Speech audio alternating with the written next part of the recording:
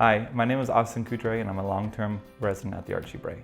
I'm originally from Lincoln, Nebraska. So growing up, I did a lot of drawing, a lot of making. My dad had a wood shop, so I worked a lot with him in the wood shop. He was also a cartoonist and he's an architect, so I did a lot of drawing. So when I went to college for found object and woodworking.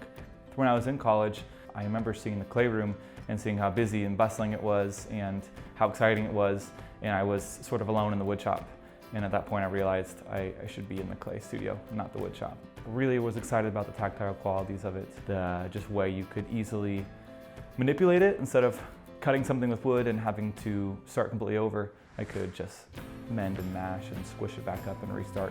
Basically, my whole ceramics career, I've known about the Bray, and I went to UNL and my professors and grad students and stuff there were like, this place called the Bray and it's really cool and it's got like this big reputation behind it. A ton of big name ceramic artists have been through this place, and I was like, oh cool, you know, it must be in like New York or LA or Chicago or something. Like, no, it's in Montana. The Archie Bray, you gotta check it out, you gotta visit. Like, it's this magical, bizarre place. I visited and I was like, this is a real deal. This is definitely a place that magic happens.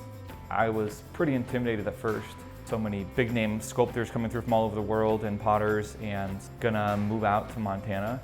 So I moved here from New York, just kept applying and did a few things in Montana first, said I was gonna make it happen eventually. So.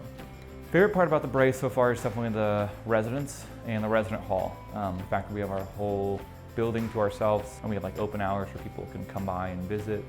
But I really like the opportunity to collaborate with other residents and just work in the same space, and the fact that I'm able to like meet all these people from around the country and around the world is very exciting. Yeah, I came in with the plan of design, and I've been really interested always in this idea of functional sculptures, and I felt the best way to make a functional sculpture was to make furniture or design, where this would be a good opportunity when I'm at the Bray to have the space and have the materials to experiment and try making some of these larger pieces and make these bigger furniture objects, especially when a lot of other folks in the space are making large work.